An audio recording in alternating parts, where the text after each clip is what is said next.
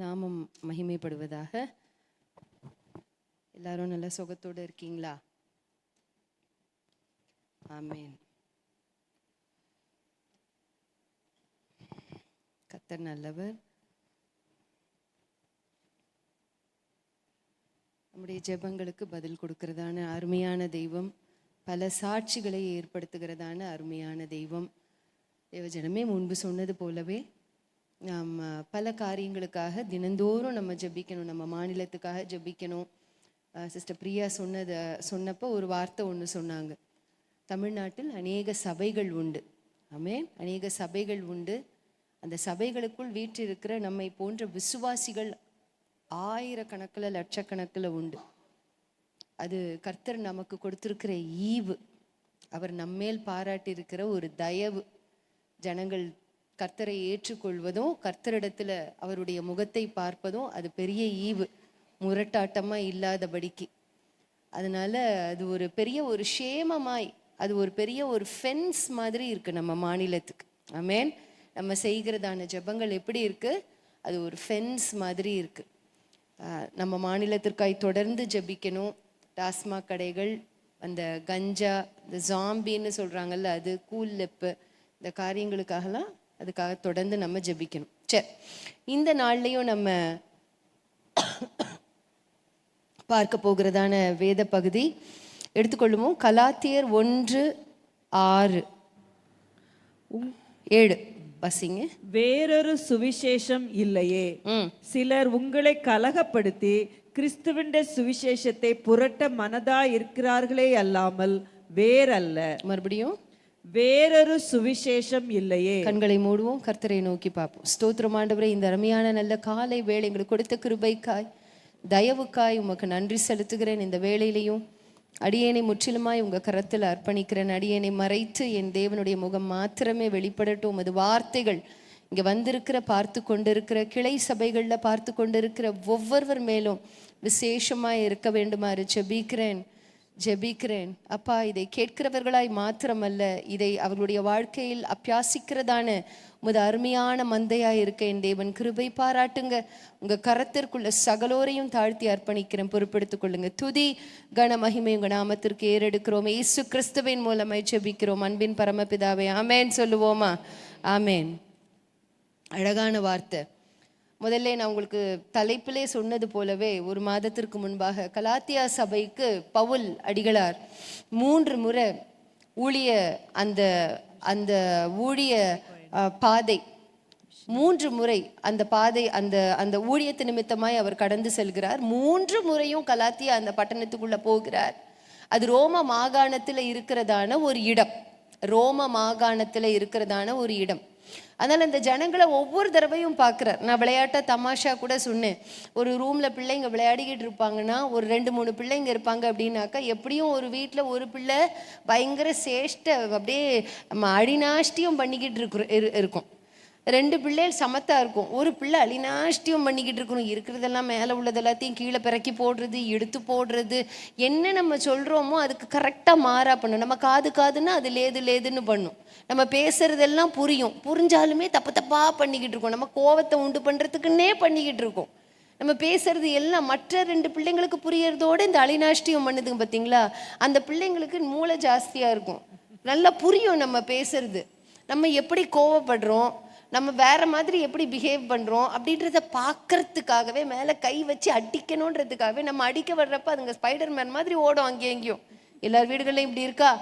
ஆமாம், எல்லார் வீடுகளையும் 2ன்னா ஏதாவது 1 இப்படி இருக்கும். ஒரு சில வீட்டில் தேவபுத்திரர்கள் மாதிரி 2 பிள்ளைகளும் பயங்கரமாக இருப்பாங்க, சூப்பராக.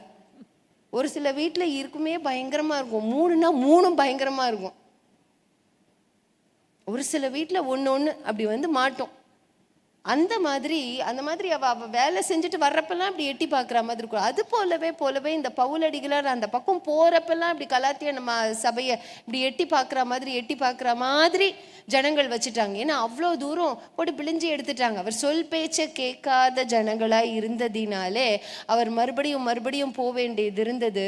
முதல்ல அவர் சொல் பேச்சு கேட்கலன்னு சொன்ன வார்த்தை என்னன்னா, இவ்வளோ சீக்கிரம் நீங்கள் வேற ஒரு சுவிசேஷத்தை நீங்கள் எடுத்துக்கிட்டீங்களா? இவ்வளோ சுவிசேஷம் இவ்வளோ சீக்கிரத்திலையா? இப்பதானே உங்களுக்கு நான் சொல்லிட்டு போனேன். அதுக்குள்ளே இந்த சுவிசேஷத்திலிருந்து நீங்க மாறி போயிட்டீங்களா?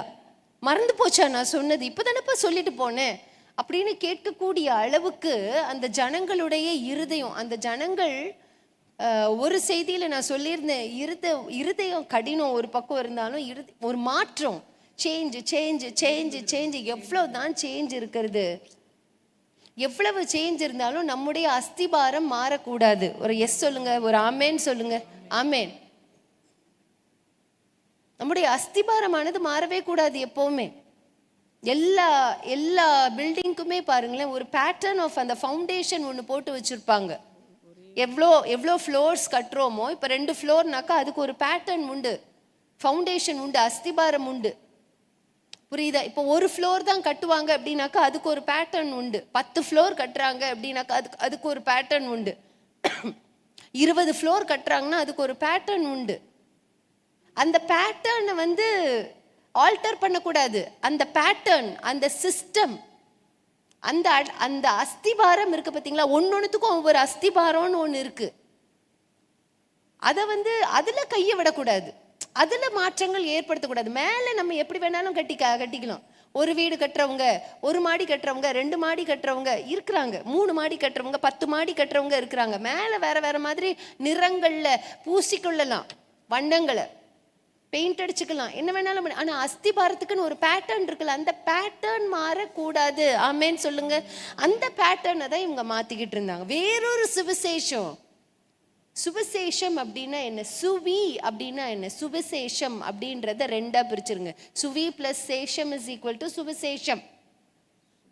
புரியுதா? சுவி அப்படின்னா இனிமையான அப்படின்னு அர்த்தம், நன்மையான அப்படின்னு அர்த்தம், மதுரமான அப்படின்னு அர்த்தம். சுவி அப்படின்னா இனிமையான, நன்மையான, மதுரமான அப்படின்னு அர்த்தம். சேஷம் அப்படின்னா என்ன அர்த்தம்? சேஷம் அப்படின்னா மிச்சமான, மிகுதியான, எச்சமான அப்படின்னா என்ன அர்த்தம்? எக்ஸஸ், அதிகப்படியாக, மீதியான. சேஷம் அப்படின்னா என்ன அர்த்தம்? எக்ஸஸா, அதிகமா, மிச்சமா, கடைசியா அப்படின்னு சொல்லலாம், த லாஸ்ட் அப்படின்னு சொல்லலாம். அதுக்கு பேர் தான் என்னது? சுவிசேஷம் அப்படின்னு அர்த்தம். சுவிசேஷம்.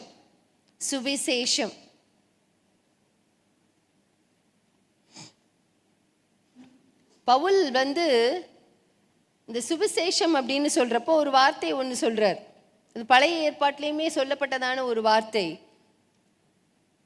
இனிமையான ஒரு ஒரு ஒரு ஒரு ஒரு ஒரு கடைசி முக்கியமான செய்தி. சுவிசேஷம் இஸ் ஈக்குவல் டு நற்செய்தி, நல்ல செய்தி, இனிமையான செய்தி. அதான் சுவிசேஷம். பழைய ஏற்பாட்டிலே கொடுக்கப்பட்டிருக்கு. 1 நாளாகமம் 16:23, சங்கீதம் 90:2. ஏதாவது ஒரு வசனத்தை வாசிங்க. சகல குடிகளே கர்த்தரை பாடி நாளுக்கு நாள் அவருடைய ரட்சிப்பை சுவிசேஷமாய் அறிவீங்கள். ரட்சிப்பை சுவிசேஷமாய் அறிவீங்கள். தேவஜனமே, ரட்சிப்பு அப்படின்னா என்ன நீங்க நினைக்கிறீங்க? ரட்சிப்பு, what is the meaning of salvation? ரட்சிப்பு அப்படின்னா என்ன சொல்லுங்க. ஓகே, விடுதலை. ரட்சிப்புனா என்ன அர்த்தம்? விடுதலை. ரட்சிப்புனா விடுதலை, ஃப்ரீடம், லிபர்ட்டி, ஃப்ரீடம். எதுல இருந்தெல்லாம் விட்டுருங்க, பாவத்திலிருந்து, சிறையிருப்பு, அதெல்லாம் விட்டுருங்கப்பா. ரட்சிப்பு அப்படின்னா என்ன அப்படின்னு பாத்தீங்கன்னாக்கா விடுதலை அப்படின்னு அர்த்தம். விடுதலை. நம்ம யாருக்குமே கட்டி இருக்கிறது பிடிக்காது, ஒரு சிறையிருப்புல இருக்கிறது பிடிக்காது. யாராவது நம்மளை சங்கிலியை போட்டு கட்டி வச்சுட்டோ, இல்லை ரூமுக்குள்ள நீ இருந்துகிட்டே இருக்கணும் அப்படின்னு சொன்னா நமக்கு பிடிக்கவே பிடிக்காது. பழைய ஏற்பாட்டில் ஆண்டவர் சொல்றாரு கர்த்தருடைய ரட்சிப்பை. அதனால நம்ம வேதத்துல நம்ம பார்க்கிறோம், பழைய ஏற்பாட்டில் இவன் 40 வருஷம் இஸ்ரவேலை ரட்சித்தான் அப்படின்னு போடப்பட்டிருக்கும் இல்ல. நியாயாதிபதிகள்ல போடப்பட்டிருக்க ஏகூத் இத்தனை வருஷம் ரட்சித்தான், சிம்சோன் இத்தனை வருஷம் ரட்சித்தான், கிதியோன் இத்தனை வருஷம் ரட்சித்தான். அப்படின்னா என்ன அர்த்தம்? அந்த அந்த அவன் பேரு ரட்சகன். ஏன் ரட்சகன்? அத்தனை வருஷம் அந்த அந்த தேசம் விடுதலையா இருந்தது. எந்த பெலிஸ்தியர்கள் எதிரிகளும் அந்த தேசத்தின் மேல கை போடல. ஏன்? அங்க ஆல்ரெடி ஒரு ரட்சகன் இருந்தார். ஆமென் சொல்லுவோமா?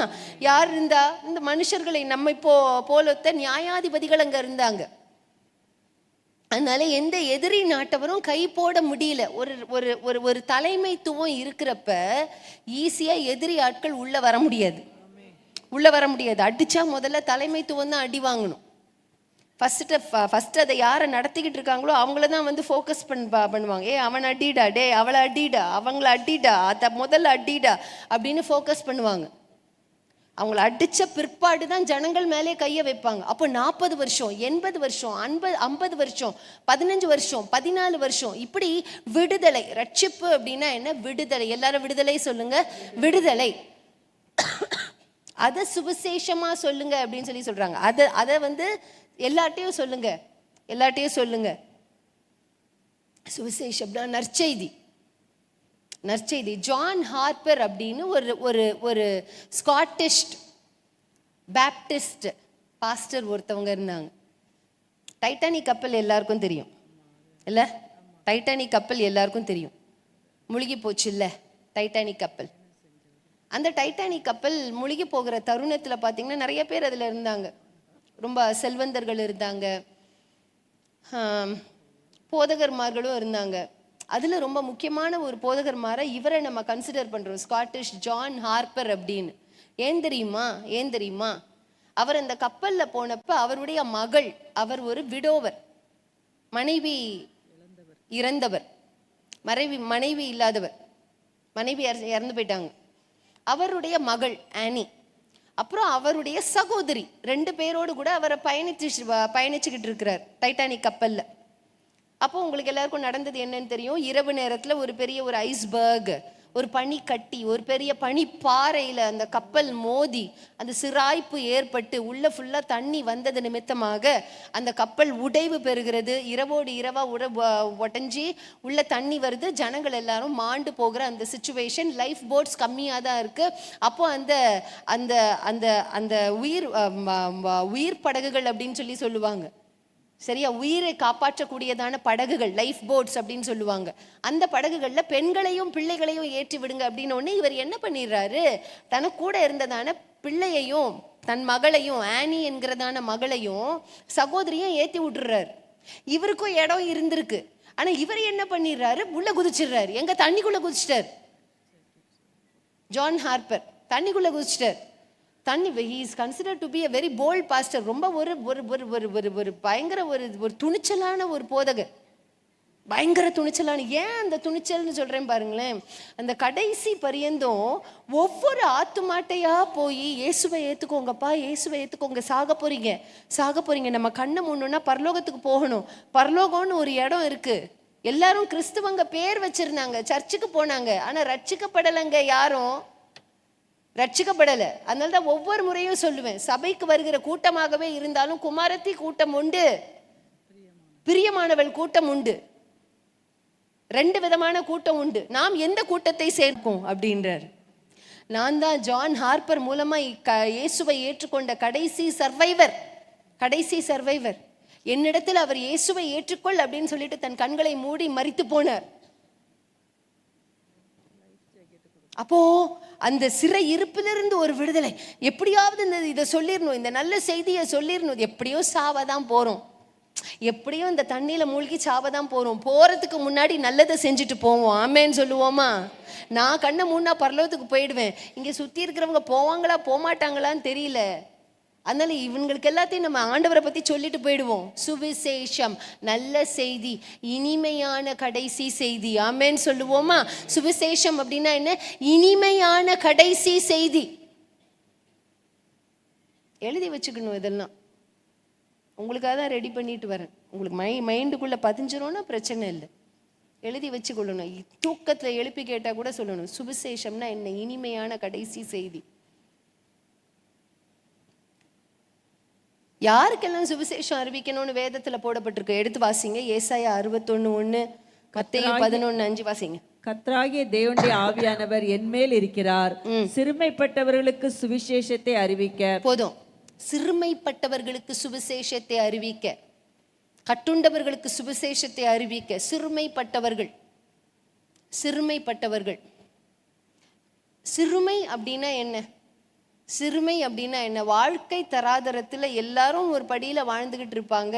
அந்த படியில வாழாம கீழே ஒரு தரம் தாழ்ந்த ஒரு வாழ்க்கை வாழ்ந்துகிட்டு இருக்காங்க. பார்த்தீங்களா? சிறுமை. செல்வத்து நிமித்தமாகவோ, படிப்பு நிமித்தமாகவோ, அவங்களுடைய வாழ்வாதார சூழ்நிலைகள் நிமித்தமாகவோ அவங்களுடைய தரம் எப்படி இருக்கும்? கொஞ்சம் கீழே இருக்கும். அதுதான் சிறுமை அப்படின்றது. சிறுமை. வேதத்துல பாக்குறோம்ல, ஆகாப் பெரிய அரண்மனைக்கு பக்கத்துல யார் இருந்தா? நாபோத்து. ஒரு சின்ன ஒரு கொல்லி மாதிரி ஒரு சின்ன ஒரு திராட்சை தோட்டம் வச்சிருந்தாரு, சின்ன திராட்சை தோட்டம். அதனால இவன் ரொம்ப ஈஸியா வந்து கேட்கிறான், அதை எனக்கு கொடு, அதை எனக்கு கொடுத்துரு அப்படின்னு சொல்லி கேட்கிறான் இந்த ஆகாப் ராஜா. ஏன்னா சுத்தியிலும் என்ன இருக்கு? அரண்மனைகளா இருக்கு, ஆகாபினுடைய அரண்மனைகள் அங்க கொஞ்சோண்டு. அப்போ அவனை பாக்குறப்ப அந்த ராஜாக்கு எப்படி இருக்கு? சாதாரண ஒரு குடிமகன், இவன் ஒரு சிறுமையான ஒரு குடிமகன், அதை கொடுத்துரு, நான் உனக்கு ஜாஸ்தி பணத்தை உன் மூஞ்சில தூக்கி வீசுறேன் அப்படின்றான். சிறுமைன்னு அதான் அர்த்தம். தரத்திலும் மற்ற காரியங்களிலும் சற்று குறைவாய் எண்ணப்படுவது, அதுக்கு பேர் தான் சிறுமை. ஆண்டவர் சொல்றாரு, அந்த சிறுமையானவர்களுக்கு போய் சுவிசேஷத்தை சொல்லு, இந்த கடைசியான நல்ல செய்தியை சொல்லு. மத்தேயு 11:5 வாசிங்க. குருடர் பார்வையிடுகிறார்கள், சப்பானிகள் நடக்கிறார்கள், குஷ்டரோகிகள் சுத்தமாகிறார்கள், செவிடர் கேட்கிறார்கள், மரித்தோர் எழுந்திருக்கிறார்கள், தரித்திரருக்கு சுவிசேஷம் பிரசங்கிக்கப்படுகிறது. தரித்திரருக்குன்னா இல்லாதவர்களுக்கு. இல்லாதவர்களுக்கு வேற யாராருக்கெல்லாம்ப்பா சுவிசேஷத்தை பிரசங்கிக்கணும்? மார்க் 16:15, அப்போஸ்தலர் 8:4 வாசிங்க. 16:15. காலம் நிறைவேறிற்று, தேவனுடைய ராஜ்யம் சமீபமாயிற்று, மனம் திரும்பி சுவிசேஷத்தை விசுவாசியுங்கள் என்றார். சர்வ சிருஷ்டிக்கும் சுவிசேஷத்தை பிரசங்கிக்கணும்னு போட்டிருக்கா. 16:15 போட்டிருக்கா. மார்க் 16. அவர் அவர்களை நோக்கி, நீங்கள் உலகமெங்கும் போய் சர்வ சிருஷ்டிக்கும் சுவிசேஷத்தை எல்லா சிருஷ்டிக்கும் பிரசங்கிங்கப்பா சுவிசேஷத்தை. எல்லாருக்கும் பிரசங்கிங்க. Everybody need this good news. எல்லாட்டையும் போய் சொல்லுங்க. ஆனா எல்லாட்டையும் போய் சொல்றீங்களா? உங்க வேலை செய்யற இடத்துல இப்ப அழகா இந்த மோனிஷா பிள்ளை வந்து சொன்னான், நான் வேலை செய்யற இடத்துல நான் சொல்றேன் அப்படின்னு சொன்னா ரொம்ப சந்தோஷமா இருக்கு. அப்படி எல்லாரும் சொல்றீங்களா? இல்லை இந்த வார்த்தையை கேட்டு கேட்டு கேட்டு உள்ளக்குள்ள பிரியாணியும் மட்டன் பிரியாணியும் சிக்கன் பிரியாணியும் உள்ள சேமிச்சு வச்சுக்கிட்டே இருந்தா தானியத்தை சேர்க்கிறவனுக்கு ஐயோன்னு வேதத்துல போடப்பட்டிருக்கு இல்லையா? கேட்கிறதான செவிகள், இருதயத்துல நிறைவடுகிறதான இந்த வார்த்தைகள் ஒவ்வொன்றையும் நம்ம வெளியே சொல்லணும்ல. இறக்கிற கிணறு தானே சொரக்கும் தேவஜனமே. அதை நம்ம கேட்ட உடனே அதை தூக்கி தூக்கி நம்ம வெளியே நம்ம கொடுத்துக்கிட்டே இருக்க இருக்க இருக்க இருக்க நம்மில் தேவன் அதை சுரக்க செய்துக்கிட்டே இருப்பாரு. சொல்றாரு, நீ எல்லாருக்கும் போய் சுவிசேஷத்தை சொல்லு. உங்களால சொல்ல முடியலன்னா கூட நான் ஒண்ணு சொல்றேன் பாருங்களேன், அவங்கள பேரை எழுதி வச்சு ஜெபம் பண்ணுங்க. ஆமேன்னு சொல்லுவோமா? அது எளிதான காரியமா? ஒன்று இதை செய்யணும், எனக்கு தைரியம் வரல அப்படின்னு சொல்லுவீங்கன்னா பேரை எழுதி வச்சு ஜெபம் பண்ணுங்க. ஐதர் திஸ் ஆர் திஸ், ஏதாவது ஒண்ணு செய்யணும். எதையுமே செய்யாம நான் வார்த்தையை மாத்திரம் கேட்டுக்கிட்டு இருப்பேன் அப்படின்றவர்களிடத்துல தேவன் பிரியமா இருக்க முடியாது. அவர்கள் குமாரத்தி கூட்டம், பிரியமானவளுடைய கூட்டம் கிடையாது. இன்னைக்கு அதை மாற்றிக்கொள்ளணும். ஆமேன்னு சொல்லுவோமா? இன்றைக்கே சந்தோஷமா இருக்கு நீங்க ஆமேன்னு சொல்ற. வாசிங்க அப்போஸ்தலர் 8:4 வாசிங்க. யாரெல்லாம் இந்த சுவிசேஷத்தை சொன்னாங்க? சீக்கிரம் வாசிங்க. சிதறி போனவர்கள் எங்கும் திரிந்து சுவிசேஷ வசனத்தை பிரசங்கித்தார்கள். சிதறி போனவர்கள் ஏன்பா சிதறி போனாங்க? சீஷர்கள் எல்லாரும் ஏன் சிதறி போனாங்க? சிதறடிக்கப்பட்டாங்க. ஏன் சிதறடிக்கப்பட்டாங்க? நீங்களாம் ஒல்லாம் கூட்டாச்சோறு சாப்பிட்டா தானே நீங்கெல்லாம் ஒற்றுமையா இருந்து இயேசுவை பத்தி சொல்றீங்க. உங்களை அடிச்சு விரட்டிட்டா. யாக்கோபை முதல்ல கொண்டு போட்டாங்க. ஃபர்ஸ்ட் மார்ட்டே யாக்கோபை கொண்டு போட்டாங்க. அதுக்கப்புறம் ஸ்தேவானு அடிச்சாச்சு. அதுக்கப்புறம் யாரு? அதுக்கப்புறம் பேதுருவை பிடிக்க வர்றாங்க. பேதுருவை பிடிச்சி சிறைச்சாலையில எல்லாம் தூக்கி போட்டாச்சு, கொண்டு போட்டுருணும் அப்படின்னு. இவங்களை நசுக்க நசுக்க நசுக்க, அதாவது மூட்டை பூச்சி மாதிரி இருக்கணும் நம்ம. ஆமேன்னு சொல்லுவோமா? முராஜி தேசாய் தானே இந்த வார்த்தையை சொன்னார். அவர் தானே சொன்னார். பெரியார் சொன்னாரா? ஒவ்வொருத்தர் ஒன்று சொல்றீங்க. சரியா? ராஜாஜியா? சரி, நல்லது. அவங்க அந்த தாயார் பேர். ஓகே, யாரோ ஒருவர் சொன்னார். 50 வருடங்களுக்கு முன்பாக. நசுக்க நசுக்க எப்படி ஆயிடுவாங்களாம்? யாரை நசுக்க? குமாரத்தி கூட்டத்தை இல்ல, பிரியமானவளை நசுக்க நசுக்க நசுக்க இன்னொரு பிரியமானவளை உருவாக்கிடுவாராம். அந்த பிரியமானவள் நசுக்கணுன்னே இன்னொரு பிரியமானவள் வந்துருவாளாம். அப்படி வந்துகிட்டே இருப்பாளாம் பிரியமானவள். அதனால அவங்கள அப்படியே விட்டுருப்பா, அவங்கள கண்டுக்காம விட்டுரு, அவங்களும் நம்மளை கண்டுக்காம விட்டுருவாங்க. அவங்கள பார்த்துக்கிட்டே இருந்தீங்கன்னா வம்பு நமக்கு. அதை பார்த்து பாட்டுலாம் ஒருத்தவங்க போட்டாங்க, கிறிஸ்தவனை டிஸ்டர்ப் பண்ணாத என்னமோ, அதுக்கு மேலே எனக்கு தெரியாது என்னமோ. ஓகே, என்னமோ அழகா அப்படி வரும், டடக்க டடக்குன்னு அப்படி போட்டு அப்படி வருவாங்க. அசால்ட்டாக எண்ணி விடக்கூடாது அம்மா. சரி, ஓகே, சரியா? போதும் போதும், நன்றி.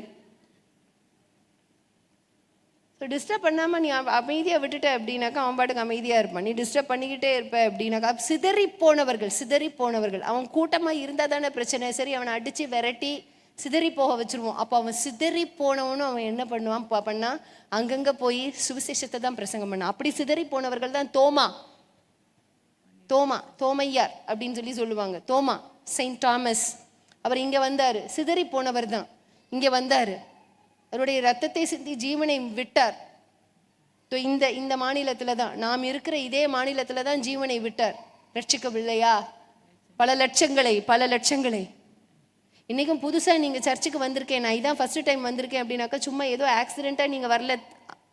அருமை சகோதரி, அருமை சகோதரா, இயேசு உங்களை நேசிச்சதுனால நீங்கள் இந்த இடத்துல வந்திருக்கிறீங்க. சும்மா ஏதோ நான் ஆக்சிடெண்ட்டாக நான் வந்துட்டேன் அப்படின்னு மட்டும் நினைக்காதீங்க. இந்த இடத்துக்கு ஆக்சிடெண்ட்டாலாம் யாரும் வர முடியாது. கர்த்தர் நியமித்து அவருடைய இருதயத்தில் இருந்ததுனால நீங்கள் வந்திருக்கிறீங்க. உங்கள் வாழ்க்கையில் ஏதோ ஒன்று செய்யணும்னு அவர் நினைச்சு வச்சிருக்கார், கண்டிப்பாக செய்வார். அவர் நினைத்ததை செய்து கொடுப்பார். நன்மையானது நீங்கள் பெற்றுப்பீங்க. தொடர்ந்து வாங்க, இந்த வார்த்தையை கேட்டுக்கிட்டே இருங்க, நன்மையான காரியங்களை பெற்றுப்பீங்க. அப்போ சிதறி போனவர்கள் எல்லா இடத்துலையும் அந்த கடைசி செய்தி, அதில் லாஸ்ட் குட் நியூஸை சொல்லி சொல்லி சொல்லி சொல்லி தெரிகிறாங்க. ஏன் தேவ ஜனமே குட் நியூஸு? எப்போவுமே குட் நியூஸ்னா என்ன தெரியுமா அர்த்தம்? நிகழ்காலத்துக்கு மாத்திரம் பேசுகிற எந்த ஒரு காரியமும் குட் நியூஸ் கிடையாது. வருங்காலத்தை குறித்து பேசுவது தான் குட் நியூஸ். எத்தனை பேருக்கு தெரியும்? ஆமென். வருங்காலத்தை பத்தி நம்முடைய வேதம் பேசுகிறது தெளிவா.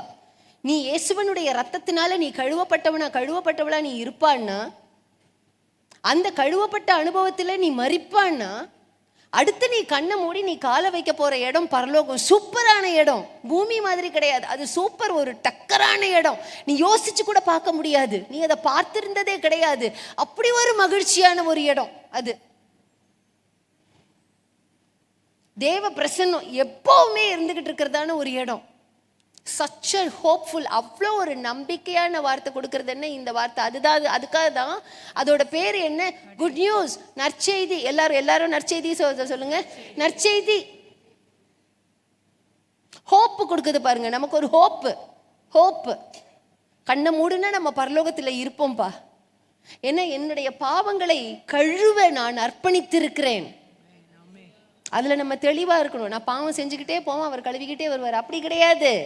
ஏதோ டீ தண்ணி ஊற்றிக்கிட்டே போனோடனே பின்னாடி மாப்பை வச்சு தொடச்சிக்கிட்டே வர்றாரு. அப்படி கிடையாது. கிறிஸ்தவம் அப்படி கிடையாது. நீங்கள் போய் சொல்லணும். ஆமேன்னு சொல்லுவோமா? நம்ம போய் ஆண்டவர் இடத்துல சொல்லணும், ஐயா நான் தப்பு பண்ணிட்டேன், ஐயா நான் தப்பாக பேசிட்டேன், தப்பாக சிந்திச்சிட்டேன் அப்படின்னு சொன்ன உடனே அந்த அந்த அந்த பரிசுத்தவான் அவருடைய ரத்தத்தை வச்சு நம்மளை கழுவுறார், போட்டு கழுவுறாரு நம்ம கேட்ட உடனே. அதுதான் நாம் அவர் மேல வைத்திருக்கிறதான நம்பிக்கை. அதனாலதான் இவ்வளோ தூரம் நம்ம சொல்லி கொடுத்துருக்குறோமே, குழந்தைக்கு ஸ்பூன் ஃபீடு கொடுத்த மாதிரி கொடுத்துருக்குறோமே அப்படின்னு பவுல் நினைக்கிறாரு. இவ்வளோ கஷ்டப்பட்டு இதை நம்ம ஊட்டி விட்டுருக்கோமே, இந்த ஜனங்களுக்கு என்ன அவ்வளோ அறிவில்லாமையா போச்சு? அறிவே இல்லாம போச்சே. கரெக்டாக தப்பானதை போய் செய்கிறாங்களே. யாரோ ஒருத்தர் சொன்னாங்களாம், இத்தனை நாள் நல்ல நல்ல காஃபி டீ கூல்ட்ரிங்காக குடித்தோம், இப்போ கொஞ்சம் விஷத்தை குடிச்சு பார்ப்போம். அப்படி யாராவது நினைப்போம்? அப்படி நான் நினச்சா என் பேர் என்ன? லூசு. அப்படி நீங்கள் நினச்சிங்கன்னா உங்கள் பேர் என்ன? ஏன் சத்தம் கம்மியாகுது? யாரு நினைச்சாலும் நேற்று வரைக்கும் டீ காஃபி குடிச்சிட்டு இருந்தேன், நல்லா இருந்தது. இன்னைக்கு ஒரு வித்தியாசத்துக்கு விஷத்தை குடிச்சு யாருமே அப்படி நினைக்க மாட்டோம்.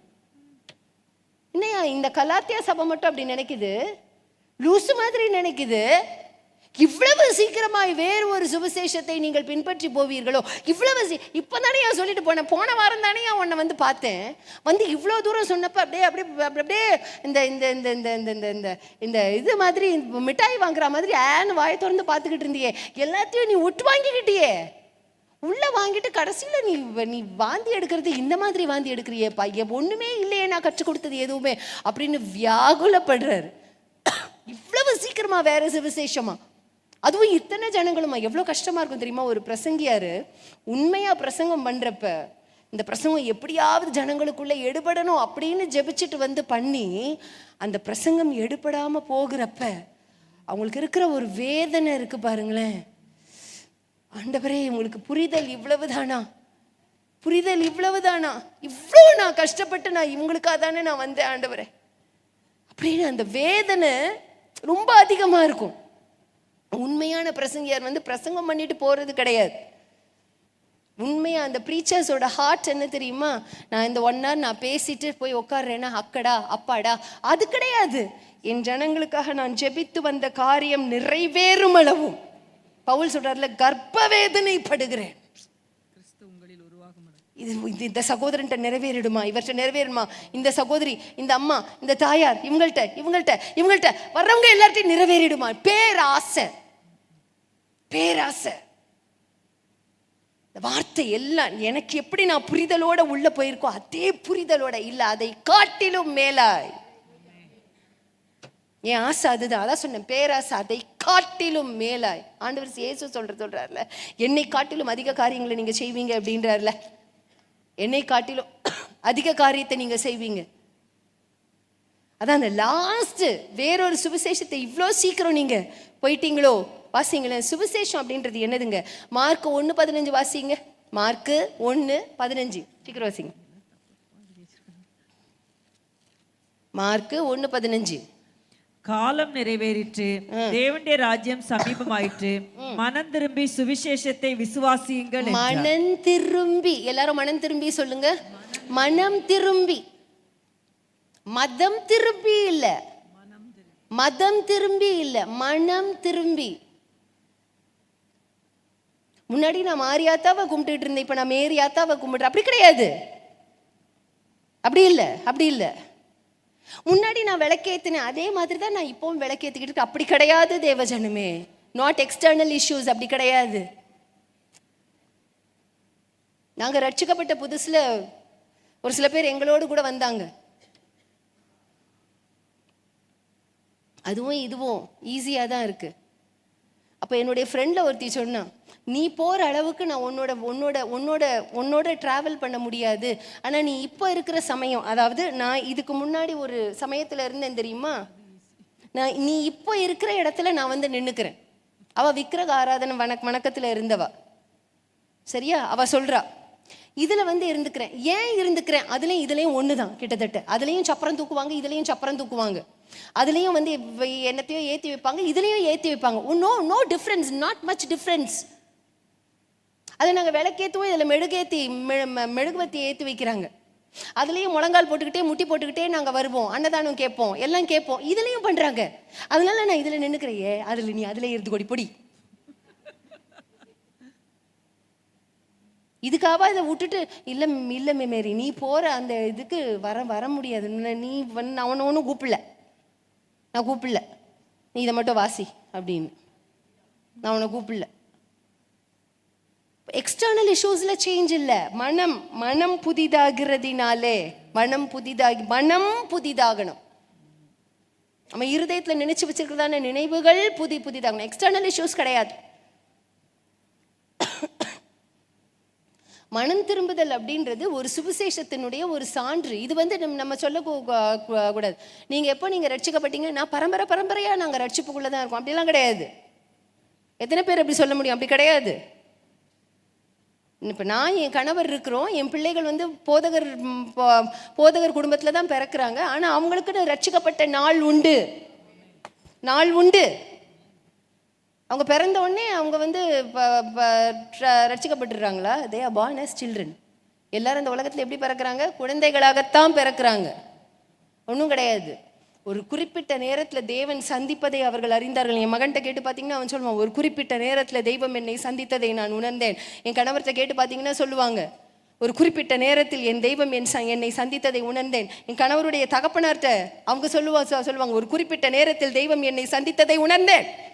எல்லாம் பாஸ்டர்ஸோட பிள்ளைங்க தான், அதுக்காக ரட்சிக்கப்பட்ட அப்படி கிடையாது. அதனால அந்த வார்த்தையில தெளிவு நமக்கு இருக்கணும். எதை நம்ம பின்பற்றுகிறோமோ அதனுடைய தெளிவு நம்முடைய இருதயத்தில் இருக்கணும். ஆமேன்னு சொல்லுவோமா? சும்மா குருட்டாம்போக்கில் அப்படியே அப்படி போகக்கூடாது. நீ இதை பற்றி என்ன நினைக்கிறடா, கரெக்டாக பேசணும். பேசுகிற 1-2 வார்த்தையாக இருந்தாலும் நச்சுன்னு கரெக்டாக இருக்கணும்.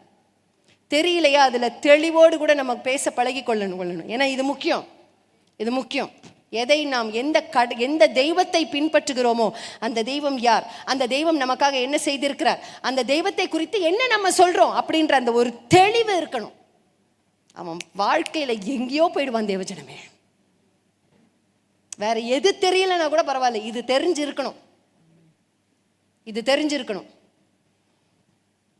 மனம் திரும்புதல் ஒரு சுவிசேஷத்தினுடைய ஒரு சான்று. எங்கே ஏற்படுகிறது மனம் திரும்புதல்? எங்கே ஏற்படுகிறது? வாசிங்க 1 ராஜாக்கள் 8:47, 2 நாளாகமம் 6:37. அவர்கள் சிறைப்பட்டு போயிருக்கிற தேசத்திலே தங்களில் உணர்வடைந்து மனம் திரும்பி வாசிங்க, நாங்கள் பாவம் செய்து அக்கிரமம் பண்ணி துன்மார்க்கமாய் நடந்தோம் என்று. எவ்வளவு அழகா பாத்தீங்களா? அந்த ஜனங்கள் சிறையிருப்புல இருக்கிறப்ப, ஐயோ நாங்க பாவம் பண்ணதுனால சிறைப்பட்டு போனோம். ஆனா புத்தி தெளிஞ்சிருது. ஏதோ ஒண்ணு தப்பு பண்ணி போய் எங்கேயாவது புத்தி தெளியணும்ப்பா. ஒண்ணு நல்லா இருக்கிறப்பே புத்தி தெளிஞ்சிட்டா நம்ம ஞானம் உள்ளவங்கன்னு அர்த்தம். இல்ல பிசாசுனால பிடிக்கப்பட்டு போய் சிறையிருப்புல வைக்கப்பட்டதுக்கு அப்புறமா புத்தி தெளிஞ்சா கொஞ்சம் ஞானம் கம்மி தான், ஆனா அட்லீஸ்ட் அங்கேயாவது ஞானம் வந்துடணும்.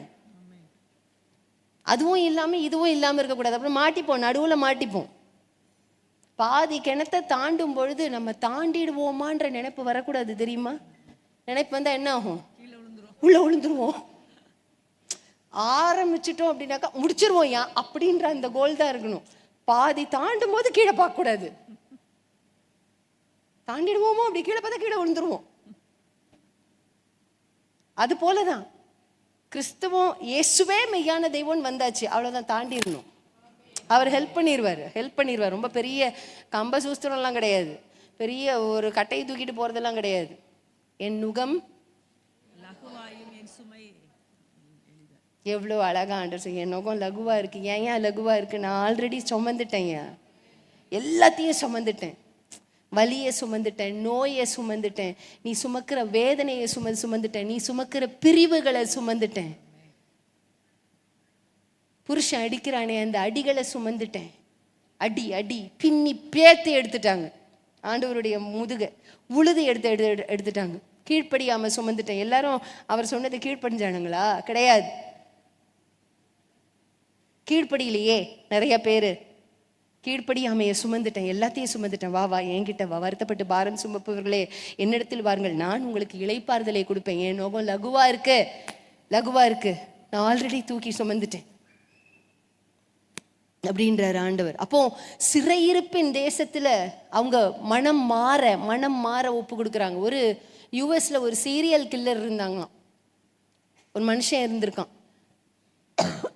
1970களில் வாழ்ந்ததான ஒரு சீரியல் கில்லர். அவனுடைய காமெண்ட்ரியை படிச்சுக்கிட்டு இருந்தேன். அப்போ அவனுடைய வாழ்க்கை சரிதையை படிச்சுக்கிட்டு இருந்தேன். ஏதோ ஒரு இடத்துல அவன் வளர்ந்து வந்ததான நாட்கள்ல அவனுடைய தாயார் நிமித்தமா ஏற்பட்டதான ஒரு பாதிப்பு. தாயார் நிமித்தமாக தாயார் ஏதோ தன்னுடைய தகப்பனுக்கு செய்யக்கூடாத ஒரு துரோகத்தை செய்து விட்டார். இவர் அதை கண்ணில் பார்த்துட்டார். சின்ன வயசுல அந்த மகன் ஒரு தடவை இல்லை, 2 தடவை இல்லை. இந்த தகப்பனார் கஷ்டப்பட்டு தன் பிள்ளைகளுக்காக சம்பாதிக்கணும்னு வெளியூர் போகிறப்பெல்லாம் இந்த தாயார் செய்கிறதை இவன் பார்த்துட்டான், கொடூரத்தை பார்த்துட்டான். அப்போ அவன் இருதயத்துல ஒரு ஸ்டிக்மா மாதிரி ஆயிடுச்சு. அது அந்த மாதிரி ஆகும் இல்ல, வேதனை. எங்க அப்பா கஷ்டப்பட்டு போறாருயா, கஷ்டப்பட்டு போய் சம்பாதிக்கிறாயா, எங்க அப்பாவுக்கு என்னமோ இவ துரோகம் பண்றாயா அப்படின்றது சின்ன வயசுல இருந்து அவனுடைய இருதயத்துல பதிஞ்சிட்டு, உடனே இவனுக்கு என்ன வருது?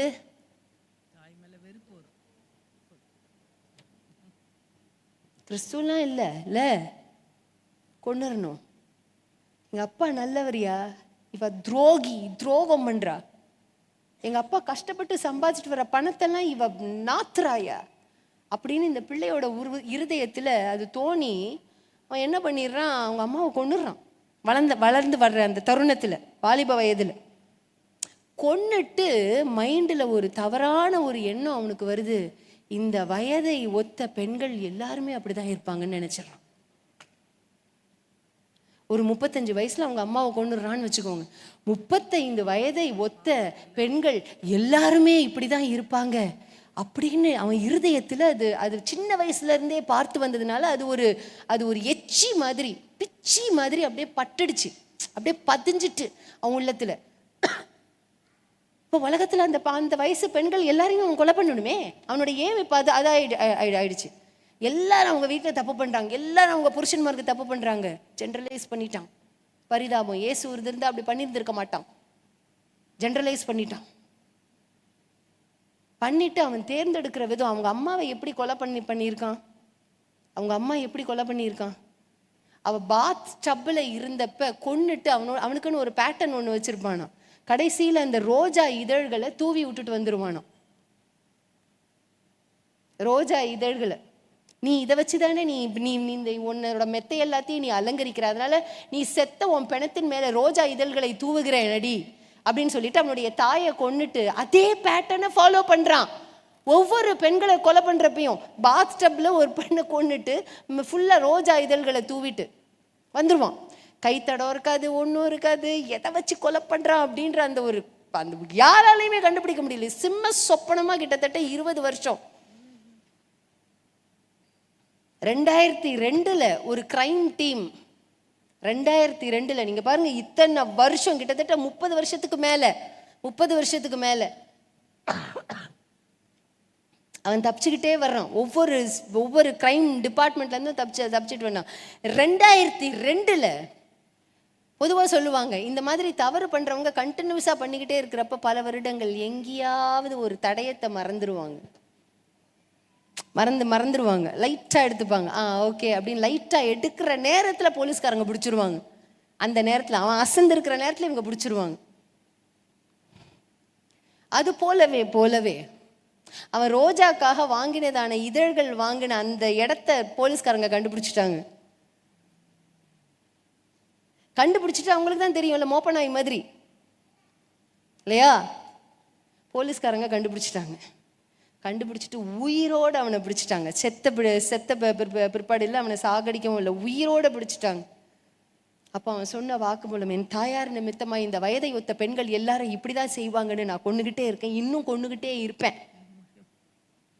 பயந்துட்டாங்க நீதிமதி எல்லாம். தூக்கி இவனை ஆயுள் தண்டனையில போடு. ஒரு சில வருடங்கள் கழிச்சு இவனுக்கு தூக்கு தண்டனை, மரண தண்டனை அப்படின்னு சொல்லிட்டாங்க. US அந்த இதுல வந்தது.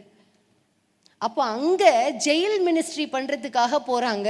ஒரு 5 வருடங்கள் கழித்து ஒரு டீம் போகுது, ஜெயில் மினிஸ்ட்ரி பண்றதுக்காக போறாங்க. அப்ப ஜெயில் மினிஸ்ட்ரி பண்ண போறப்ப இவர்கிட்ட பேசுறதுக்கு ஒரு 3 நிமிஷம் டைம் கொடுக்குறாங்க. கிட்டத்தட்ட 17 பேரை கொன்று குவித்ததான ஒரு மனுஷன். 17 பேர், இத்தனை வருஷத்துல 17 பேர் தானான்னு நீங்க கேட்டீங்கன்னா அவன் ஸ்டடி பண்ணுவானா, ஒவ்வொரு பெண்ணையும் ஸ்டடி பண்ணுவானா. எப்படி ஏறி போயிட்டு எப்படி அவ குளிக்கிற நேரம் வரைக்கும் தெரிஞ்சிருக்கணும்னா எந்த அளவுக்கு அவன் ஸ்டடி பண்ணணும். அவன் ஸ்டடி பண்ணி ஏறி போய் தாக்குவானோ. 17 பேரை கொன்றவன். அப்போ 3 நிமிஷம் டைம் கொடுக்குறாங்க. 3 நிமிஷத்துல கிறிஸ்டல் கிளியரா ஒரு டீம் அப்படியே போய் இயேசுவை போய் சொல்லுதுங்க, டே இது உனக்கு லாஸ்ட் சான்ஸ்டா, எப்படியும் நீ மரண தண்டனை தான், உன்னை தூக்கில தான் போட போறாங்க, எப்படி நீ சாவதான் போற, சாவறதுக்கு முன்னாடி இந்த இயேசுவை ஏத்துக்கோ, உன் இருதயத்தை திறந்து செய்தது தவறு அப்படின்றத ஒத்துக்கோ அப்படின்னு சொல்லி உன் பாவத்துக்காக அவர் சிலுவையில் மரித்தார் எல்லாத்தையும் அழகா கிறிஸ்டல் கிளியரா சொல்லி அப்படி சொல்லிட்டாங்க. சொன்ன பிற்பாடு இவன் இருதயத்துல ஒரு பெரிய ஒரு பூகம்பமே நடக்குது. ஏன் பூகம்பம் நடக்குது தெரியுமா? சிறையிருப்புல இருக்கிறவங்களுக்கு ஈஸியா சொல்லிடலாம். ஏன் ஈஸியா சொல்லிடலான்ற கேளுங்க. அவங்களுக்கு டிஸ்ட்ராக்ஷன் இருக்காது. 4 செவத்துக்குள்ள இந்த பக்கம் திரும்பினா செவரு, இந்த பக்கம் திரும்பினா செவரு, இந்த பக்கம் திரும்பினாலும் செவரு, இந்த பக்கம் திரும்பினாலும் செவரு. மனுஷங்களை பார்க்க முடியாது, சத்தத்தை கேட்க முடியாது. ஒரு ஒரு ஒரு குயில் சத்தம், ஒரு காக்கா சத்தம், ஒரு குருவி சத்தம் எதுவுமே கேட்கவே முடியாது. வெளிச்சம் ரொம்ப வராது, காற்று ரொம்ப வராது. அவன் அப்படியே உக்காந்துருக்கணும், ஒரு நிலைப்படுத்தி உக்காந்துருக்கணும். அப்போ அந்த நேரத்தில் இயேசு அப்படின்ற ஏதோ ஒன்று அவன் மைண்டுக்குள்ள யாரோ போட்டுட்டாங்க. அந்த பில், அந்த மருந்து வேலை செய்ய ஆரம்பிக்குது உள்ள. உண்மையா இவர் என் பாவத்தை, எப்போவுமே மனுஷன் பாவம் செஞ்சுக்கிட்டே இருக்கிறப்ப அவனுக்கு உள்ளுக்குள்ள தோணும் தெரியுமா, நம்ம பாவம் ரொம்ப பண்ணிட்டோமோ, பாவம் ரொம்ப பண்ணி இந்த இந்த இந்த இந்த மண்ணானது நம்மை கக்க ஆரம்பிக்கும். எத்தனை பேருக்கு தெரியும்? இதை கக்க ஆரம்பிக்கும். ரொம்ப தப்பு பண்ணிட்டோமோ, ரொம்ப பொய் சொல்லிட்டோமோ, ரொம்ப திருடிட்டோமோ, செஞ்சிட்டோமோ. அப்போ இவன் அத்தனை கொலையை பண்ணியிருக்கிறான். அப்போ உள்ளத்துக்குள்ளே என்னமோ அவனுக்கு செய்ய ஆரம்பிக்குது. தப்பு பண்ணிட்டோமோ, செஞ்சிருக்க கூடாதோ, தப்பு பண்ணிட்டோமோ. அப்போ உண்மையா இந்த இயேசுவை நம்ம ஏற்றுக்கொள்ளலாமா? என்ன செய்யணும்னு தெரியலையே. அடுத்த வாரம் அதே டீம் வர்றதுக்காக அவன் அப்படியே காத்து இப்படி பார்த்துக்கிட்டு இருக்கிறான். அவங்க வருவாங்களான்னு வர்றாங்க. வர்றப்ப அந்த நபரை நாங்கள் சந்திக்கணும்னு இவங்களும் கேட்குறாங்க. அவன் கேட்குறான், நான் என்ன செய்யணும்? ஏன்னா 3 நிமிஷம் தான் டைமு, 3 நிமிஷம். நான் என்ன செய்யணும்? எனக்குள்ள என்னமோ பண்ணுது இந்த 2 வாரமா, இத்தனை வருஷம் இல்லாமல் என் இருதயத்துக்குள்ள என்னமோ பண்ணுது. அப்போ அவங்க சொல்றாங்க, இயேசுவை உன் சொந்த இரட்சகராக ஏற்றுக்கொள். உன்னுடைய பாவங்கள் அவர் மாத்திரம்தான் மன்னிக்க முடியும். நான் பரலோகத்துக்கு போக முடியும். சிலுவையில் உள்ள கடைசி கள்ளனை இயேசு ஏற்றுக்கொண்டாரப்பா. அவன் இருதயத்தை கொடுத்தப்ப ஏற்றுக்கொண்டாரப்பா. ஏத்துக்கோ அப்படின்னு உடனே அவனுக்கு ஒரே சந்தோஷம். அதுக்கு பிறகு அவனுடைய இருதயத்துல ஒரு பெரிய சந்தோஷம், துக்கம் இல்லை. எப்பண்டா நம்ம கண்ணை மூட போறோம்? அந்த நாள் வந்துதான். அவன் எக்ஸிக்யூட் பண்ண வேண்டியதான அந்த நாள் வந்துதான். உனக்கு கடைசி ஆசை என்ன? சீக்கிரமா என்னை கொண்டு போட்டுருங்க. என்னது? சீக்கிரமா என்னை கொண்டு போட்டுருங்க. ஏன்? என் பரமனை நான் பார்க்க போகிறேன். அவர் என்னை மன்னித்து விட்டார். அந்த பரமனை நான் பார்க்க போகிறேன்.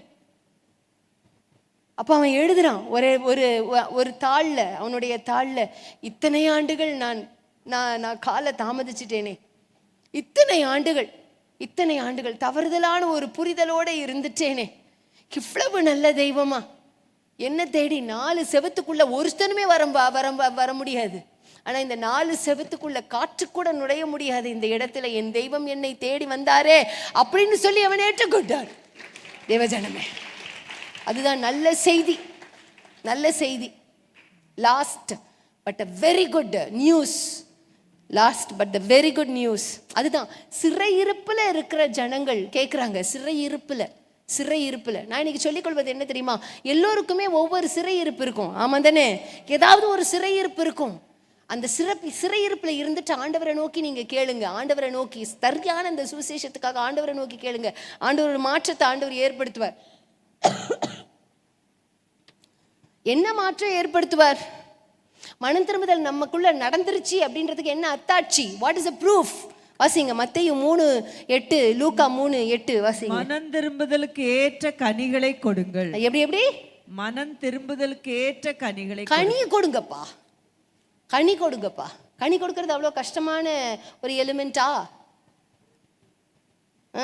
மரத்துல ஒரு கனி வருது, அது கஷ்டப்பட்டுட்டு ஐயோ கொடுக்க முடியாம கொடுக்குறேன் அப்படின்னா கொடுக்குது? தானா கொடுக்குது இல்ல? எத்தனை கிளை என்ன நெருக்குது அப்படியெல்லாம் இல்லை, தானா கொடுக்குது. ஆனா என்ன ஒண்ணு, கனி இஸ் a லாஸ்ட் எலிமெண்ட். ஒரு மரத்தினுடைய கடைசியா வர்றதான எலிமெண்ட் என்னது? கனி. இந்த மரத்தை நீ கனியினால் கலாத்தியர் 5:22 போட்டிருக்கல, ஆவியின் கனியோ அன்பு, சந்தோஷம், சமாதானம், நீடிய பொறுமை, தயவு, நற்குணம், அப்புறம் என்ன, விசுவாசம், சாந்தம், இச்சையடக்கம். 9 கனி இல்லை. கனி, அதாவது ஆரஞ்சுக்குள்ள வந்து சுளைகள் இருக்கு பார்த்தீங்களா, சுளைகள் இருக்குல்ல, அது போல ஆரஞ்சு எப்படி எடுத்தீங்க அப்படின்னாக்கா ஒரு பக்கம் 5 வருமா, ஒரு பக்கம் 6 வருமா. எல்லா ஆரஞ்சுலையும் அப்படி கிடையாது. ஒரு சில ஆரஞ்சில் மாற்றியும் வரும். ஒன்றுத்தில் 7 வரும், ஒன்றுத்தில் 5 வரும், அப்படியும் இருக்குது. அதுக்காக அந்த ஒவ்வொரு சொலையையும் ஒவ்வொரு கனின்னு நான் சொல்லுவீங்க? இல்லை இல்லை. ஆரஞ்சுன்றது ஒரு கனி, இப்படியே ரவுண்டாக இப்படி இருக்கிறது, வட்டமாக இருக்கிறது கனி. அந்த கனிக்குள்ளே இருக்கிறது சுளைகள். அதுபோல் ஆவியின் கனியோ 9 இருக்குது. 9ம் ஒவ்வொரு சொலை ஆரஞ்சுக்குள்ள சுளைகள் இருக்கிறது போல. அந்த கனி வெளிப்படுமா. அதுதான் மனம் திரும்புதல். மதம் திரும்புறது கிடையாது, மனம் திரும்புதல்.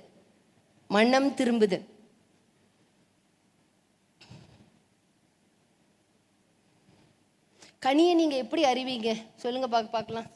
லிட்ரலா ஒரு மரத்தை நீங்க பாக்குறப்ப எப்படி கனி இருக்கு அப்படின்னு எப்படி நீங்க அறிவீங்க? சரி, நான் இப்படி கேட்குறேன். பலாப்பழம் இங்க இருக்குன்னு எப்படி அறிவீங்க? பாத்தியாரா, நம்மளை இழுக்கும்ல. நம்ம கிச்சன்ல வச்சிருந்தா டெய்லி இப்படி பார்த்துட்டு போவோம். திடீர்னு தானா கால் போகும், திடீர்னு போகும். வாசனை வந்துட்டு உடச்சிடணும், இல்லைன்னா அழுகிடும். வாசனை மாந்தோப்பு இருந்துச்சுன்னா அந்த கனி, அந்த ஒரு மாதிரி அந்த கனி, அந்த மாதிரி கனிகிற நேரத்தில் பார்த்தீங்கன்னா ஒரு வாசனை வரும். அது ஈர்க்கும். இங்கே தோப்பு இருக்கு. அதுதான் கனி தன்னுடைய வண்ணத்தினாலும் தன்னுடைய வாசனையினாலும். வாசனை வெளியே உங்களால் பார்க்க முடியுமா? பார்க்க முடியாது. வாசனையை பார்க்க முடியாது. தேவஜனமே, உண்மையாக உங்கள்கிட்ட கனி இருக்கும் அப்படின்னாக்கா அந்த கனி இருக்குன்றத பார்க்க முடியாது, சுவாசிக்க முடியும். காணாத ஒன்றை தான் ஆண்டவர் வந்து அதை பூரிக்கிறார். உங்கள்கிட்ட கனி இருக்கு, நீ ஒரு கனியுள்ள ஒரு மரம் அப்படின்றத பார்க்க முடியாது. என்னது? சுவாசிக்க முடியும். காணாத மறைந்திருக்கிற குணம் அப்படின்றது என்ன? காணாதது உங்க வாசனையை வச்சே தெரியும் நீங்க யாருன்றது. ஒரு சில பேர் சொல்லுவாங்கல்ல, ஐயோ இது விசுவாசி, வெளியே போனா விஷ ஊசி. அப்படி கிடையாது. எங்க இருந்தாலும் விசுவாசியாவே இருக்கணும். ஆமேன்னு சொல்லுவோமா? உள்ளுக்குள்ள இருந்தா எந்த ஒரு தப்பான வார்த்தைகள் இல்லை, வெளியே போனா எல்லாம் தகாத வார்த்தைகள் எல்லாம் வாயில வர்றதுக்கு ஒரு விசுவாசி குறித்துக்குரிய அங்கீகாரம் கிடையாது. விசுவாசி அப்படின்னாக்கா விசுவாசத்துல வாசம் செய்பவன் பெயர் தான் விசுவாசி. விசுவாசத்துல வாசம் செய்யணும், விசுவாசத்துல நடக்கணும், அதற்கு பெயர் தான் விசுவாசி அப்படின்னு அர்த்தம். வேஷம் இடுவது கிடையாது. அந்த கனியினுடைய வாசனை வெளியே வீசணும். வாசிங்க மத்தேயு 3:11 வாசிங்க, சீக்கிரம் வாசிங்களேன். மத்தேயு 3:11. திரும்புதலுக்கென்று நான் ஜலத்தினால் உங்களுக்கு ஞானஸ்நானம் கொடுக்கிறேன், எனக்கு பின் வருகிறவரோ என்னிலும் வல்லவராய் இருக்கிறார், அவருடைய பாதரட்சைகளை சுமக்கிறதற்கு நான். யோவான் சொல்றாரு, நான் உங்களுக்கு ஜலத்தினால ஞானஸ்தானம் கொடுக்கிறேன்ப்பா. ஏன் ஜலத்தினால ஞானஸ்தானம் கொடுக்கிறேன்? என்னிலும் வல்லவர் ஒருவர் இருக்கிறார், அவர் பரிசுத்த ஆவியினாலும் உங்களுக்கு ஞானஸ்நானம் கொடுக்கிறார். இதே யோவான் வந்து அங்க வந்ததான சதுசேயர் பரிசேயர் அப்படியே கூட்டம் கூட்டமா வர்றாங்க. அவங்கள பார்த்து என்ன ஏதோ ஒரு நரி கூட்டம்னு கத்துவார், விரியன் பாம்பு குட்டிகளேன்னு கத்துவார். இந்த யோவான் பயங்கரமா போட்டு கத்துவார், சாடுவார்.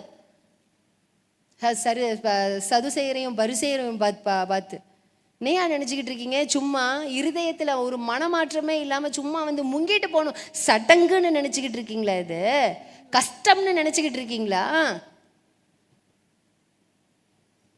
அப்படி கிடையாது. இது கஷ்டம் இல்லை. உண்மையா நான் சொல்லுகிறதான ரட்சகரை ஏற்றுக்கோ, அதுக்கப்புறம் நீ நீ ஞானஸ்தானம் எடு. உலகத்துல இருக்கிற பிச்சிலே ஒட்டிக்கிட்டு இருக்கேன் உன் இருதயம் அப்படின்னு சாடுறாரு, கத்துறாரு சதுசேயர் பரிசேயரை பார்த்து. வேதத்துல லோத்துவனுடைய மனைவி, அவ பேர் குறிப்பிடலை, நல்ல வேளை குறிப்பிடலை. லோத்துவனுடைய மனைவின்னு ஒருத்தி இருக்கிறா. ஆபிரகாம்கிட்ட இருந்த வரைக்கும் ஒழுங்கா உருப்படியா தான் இருக்கிறா. சோதோம் கொமோராக்கு நேரா போறாங்க தெரியுமா, அவ வீட்டுக்காரன் அப்புறம் 2 பிள்ளைகள் அங்க போறாங்க. ஒண்ணு இங்கிருந்தே பிறந்து போச்சுங்களா இல்லை அங்க போய் பிறந்துச்சுங்களான்னு தெரியல. ஒரு குடும்பத்துல ஒரு பெண் குத்து விளக்கா இருப்பா அப்படின்னாக்கா குடும்பம் கீழே போகாது, மேல வந்துடும். எத்தனை பேருக்கு தெரியும்? சரியான புரிதல்ல இருக்கணும் பெண்கள் முக்கியமா ரொம்ப சரியான புரிதல்ல இருக்கணும். அப்போ அந்த குடும்பம் கரெக்டான பாதையில கஷ்டங்கள் வந்தாலும் ஓரளவுக்கு சுமந்துக்கிட்டு அப்படியே இழுத்து போட்டுக்கிட்டு நம்ம போயிட முடியும். நம்ம இதுல ரொம்ப ஞானமா இருக்கணும். கூறுகெட்ட குப்பைக்கு இது அந்த ஒரு புத்தியே இல்லை லோத்தோட மனைவிக்கு.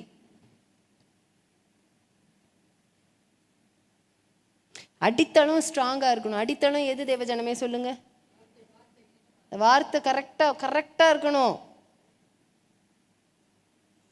ஒரு வார்த்தை ஒன்று சொல்லுவேன், வாரத்துல ஒரு நாள் உங்க புருஷனுக்காகவும் உங்க பிள்ளைகளுக்காகவும் உபவாசம் பண்ணுங்க. ஒரு வேளை, டெய்லி சொல்லல, ஒரு வேளை. நான் இது போற வர்ற இடங்கள்லாம் நான் பிரசங்கம் பண்றது, பெண்களுக்கு இதை நான் அன்பின் கட்டளையாவே சொல்றேன்னு சொல்லுவேன். அடுத்த தடவை நான் வந்தா நான் இதே வார்த்தையை நான் உங்கள்கிட்ட கேட்பேன்னு சொல்லிட்டு வருவேன் ஒவ்வொரு இடத்துலையும். உங்க புருஷனுக்காக உங்க பிள்ளைகளுக்காக எதுக்காக ஜெபம் பண்ணணும் சொல்லுங்க. கடைசி வரைக்கும் அவருடைய வருகை பரியந்தம் நிலைச்சிருக்கணும். இது நான் தூக்கத்துல இருந்து எழுப்பி கேட்டாலும் நீங்க சொல்லணும். அமைதியா இருந்தீங்கன்னா எனக்கு வருத்தமா இருக்கும், 2வது கோவமே வந்துடும். தூக்கத்துல இருந்து எழுப்பி கேட்டா கூட சொல்லணும். அதுல சரியா இருக்கணும். ஆண்டவரே என் குடும்பத்தை முதல்ல சரியா வைங்க, என் குடும்பத்தை நிலைநாட்டுங்க, என் பிள்ளைகள் தவறி போக கூடாது, என் புருஷன் கடைசி பரியந்தம் உங்க வருகை பரியந்தம் நிக்கணும். இந்த ஜெப எல்லையை மீறி யாரும் எங்கேயும் போக முடியாது. யாரும் எங்கேயும் தப்பிச்சு போவே முடியாது. எங்கேயாவது அங்கங்க அலப்புற மாதிரி இருக்கும், அதெல்லாம் ஒன்றும் நடக்காது. நான் சொல்றேன் ஹைலி இம்பாசிபிள்ன்றேன். இம்பாசிபிள். நீங்க ஜெபத்துல சின்சியரா வைக்கிற காரியங்கள் படித்தான் நடக்கும். சின்சியரா வச்சீங்கன்னா, விளையாட்டா இல்லாம சின்சியரா நீங்க எதை வைக்கிறீங்களோ அது நடக்கும். அதை மீறி போகாது, வாய்ப்பே கிடையாது. வேதத்துல அப்படி எங்கேயுமே போடப்படலை, வாய்ப்பே கிடையாது. அப்படி செய்யலன்றதுனால தான் குடும்பங்கள் இடிஞ்சு போச்சு, உடஞ்சு போச்சு. செய்யாத குடும்பங்கள் உடஞ்சு போச்சு, செஞ்ச குடும்பங்கள் உடஞ்சு போகல, காப்பாற்றப்பட்டுச்சு. அப்ப அவளுடைய இருதயத்துல பிச்சி ஒட்டு இருக்கு. பிச்சி பரத்துல இருந்து ஒரு செய்தி ஒண்ணு வருது, நீ பின்னாடி திரும்பி பார்க்காம ஓடிப்போ. இது கஷ்டமான ஒரு காரியமா? பின்னாடி மட்டும் திரும்பி பார்த்துறாது. நம்ம ஆண்டவர் என்ன செய்ய போறேன்னு வேற சொல்லவே மாட்டார். ஆமா, அவர் ஒருவேளை நீ உப்பு தூண் ஆயிடுவேன்னு சொல்லியிருந்தா அவர் திரும்பி பார்க்காம இருந்திருப்பாளாக்கும். ஆனா நம்ம அவர்கிட்ட கேள்வியெல்லாம் கேட்க முடியாது, அவர் சொல்ல மாட்டார், என் ரிசல்ட்டே சொல்ல மாட்டார். இது செய்ய போறேன், அதை செய்ய போறேன். அப்புறம் அவர் தெய்வமே கிடையாது. அங்க ஒரு சஸ்பென்ஸை வச்சிருப்பாரு, அங்க ஒரு சர்ப்ரைஸை வச்சிருப்பாரு. நமக்கு நீ உன் விசுவாச பாதையிலே வா, பின்னாடி திரும்பி பார்க்காம ஓடிப்போ ஒழுங்கா. இவளுக்கு பிச்சி ஒட்டி இருக்கு. திரும்பி பார்க்குறா. மாம்சத்துக்குரியவைகள் எல்லாம் பாவமா இருக்கு தேவஜனமே. அது கலாத்தியர்ல ஒரு வார்த்தை ஒன்று போடப்பட்டிருக்கும். 5:24 வாசிங்களேன். கிறிஸ்துவினுடையவர்கள் தங்கள் மாம்சத்தையும் அதன் திருப்பியும் கிறிஸ்துவினுடையவர்கள் தங்கள் மாம்சத்தையும் அதன் ஆசை இச்சைகளையும் சிலுவையில் அறைந்திருக்கிறார்கள். அதுல ஒரு வார்த்தை ஒண்ணு போட்டிருக்கு பாருங்க, அதின் அப்படின்னு. அதின் அதாவது இந்த மாம்சத்துக்குன்னு ஒரு இச்சை ஒண்ணு இருக்குதான், ஒரு அசிங்கம் ஒண்ணு இருக்குதான், ஒரு பிச்சி ஒண்ணு இருக்குதான். அதை சிலுவையில் அரைஞ்சிடணும். அதின் இந்த மாம்சத்துல ஒண்ணு ஒட்டி இருக்குது, பிச்சி ஒட்டி இருக்குது. ஏன்னா கீழே இருந்து தானே எடுத்து ஆண்டவர் பண்றாரு, டஸ்ட்ல இருந்து தானே பண்றாரு. புரியுதா உங்களுக்கு? மண்ணில இருந்து தானே உருவாக்கப்பட்டிருக்கு. இந்த மாம்சத்துக்குன்னு ஒரு பிச்சி இருக்குது, அந்த பிச்சை தூக்கி சிலுவையில் அரைன்றாரு. இந்த மாம்சத்துல ஒவ்வொரு அதின் உங்க மாம்சத்துக்குள்ள ஒவ்வொரு அதின் அந்த மாம்சத்துல இருக்குது. அதை தூக்கி சிலுவையில் அற, முதல்ல அதை தூக்கி அற அப்படின்றார். அப்பதான் கனி கொடுக்க முடியும். ஆவிக்குள்ள இருந்து கனி வரும், இல்லைன்னா வராது. அந்த பிச்சை தூக்கி எரி அப்படின்றாரு ஆண்டவர். வாசிங்களேன் கடைசியா ரோமர் 1:28 வாசிங்க. தேவனை அறியும் அறிவை பற்றி கொண்டிருக்க அவர்களுக்கு மனதில்லாதிருந்தபடியினாலே. ஓ கலாத்தியரே, ஓ குமாரத்தியே, குமாரத்தி, உனக்கு மனதில்லாம போச்சு, மனதில்லாம போச்சு. அதனாலதான் சகலவித அசுத்தத்தினாலும் வேசித்தனத்தினாலும் துரோகத்தினாலும் பொருளாசையினாலும் குரோதத்தினாலும் நிறையப்பட்டு பொறாமையினால் கொலையினாலும் வாக்குவாதங்களினாலும் வஞ்சகத்தினாலும் வன்மத்தினாலும் நிறைந்தவர்களா. ஏன் இவ்வளோ கெட்ட சுபாவம், கெட்ட நேச்சர்ஸ் உள்ள வந்து இருக்குது? ரீசன் என்ன? What is the reason? அதன் மாம்சத்தின் அந்த இச்சைகளை நீ அறைய நீ ஒப்பு கொடுக்கல, நீ இன்னும் வச்சிருக்கிற உள்ள. ஏதோ ஒரு இன்பத்தை உனக்கு கொடுக்குற மாதிரி இருக்கு, அதனால நீ வச்சிருக்கிற. தூக்கி வீசிறது, தூக்கி வீசிரு. தேவனை அறியும் அறிவை பற்றி கொண்டிருக்க அவர்களுக்கு மனதில்லாதிருந்தபடியினாலே. மனதில்ல. கலாத்திய சபையில எப்படி இருந்தாங்க? மனதில்ல. வேறொரு சுவிசேஷத்துக்கு திரும்பி போனாங்க. அதனால ஆண்டவர் சொல்றாரு, இந்த இந்த இந்த தகாதவைகளை செய்யும்படி தேவன் அவர்களை கேடான சிந்தைக்கு ஒப்பு கொடுத்தார். கேடான சிந்தைக்கு. கெடுப்பா அப்படின்னு, கெடுப்பா. உன் இருதயத்தில் எப்பவுமே கெட்ட சிந்தையே நினைச்சுக்கிட்டு இருக்க. உனக்கு இதை பண்ணு, இதை பண்ணு, இதை பண்ணு, எத்தனை தடவை சொன்னாலும் கேட்கவே மாட்டேங்கிற. ஒரு கட்டத்தை நல்லதே நினைக்கணும்னு நினைச்சா கூட நினைக்க முடியாம போயிடும் தேவஜனமே. ஒரு தவளை இருந்துச்சு. அந்த தவளை சுடுதண்ணியில அது அழகா நீந்திக்கிட்டு இருந்துதான். சாதாரண ஒரு நல்ல என்னது சுடுதண்ணியில தக தக தக தக தகன்னு நல்ல மைல்டா சூடா இருந்துச்சான். லூசு தவளை. அது நீந்திக்கிட்டு இருந்த அந்த அந்த பெரிய அந்த அந்த அந்த குடத்துக்கு கீழே தண்ணியை சுட வச்சிருந்தாங்களாம். நல்லா இருக்கே, தக தக தகன்னு இருக்கு அப்படின்னு.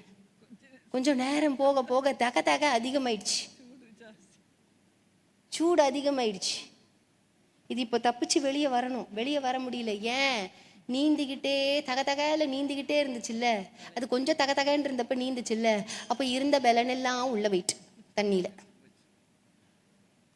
வேதத்துல போட்டிருக்குல்ல, சாலமோன் வயது சென்ற பொழுது. இள வயசா இருந்தப்ப இல்ல, நீ வயசுல கம்மியா இருந்தப்ப நீ எதிர்த்துட்ட. அஸ்தரோத் கோயில் தானே, பரவாயில்ல பரவாயில்ல, நான் வந்து வணக்கம் செலுத்தணுன்ற அவசியம் இல்லை.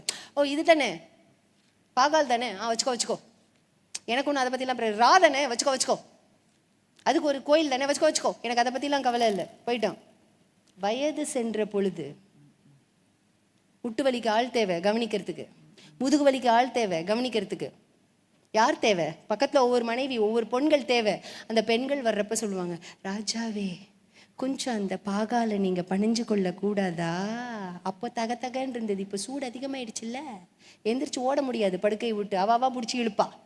ஒழுங்கா நான் சொல்ற தெய்வத்தை வணங்கு, பாகால வணங்கு, அஸ்தரோத்தை வணங்கு, ராவ வணங்கு. வயது சென்ற பொழுது.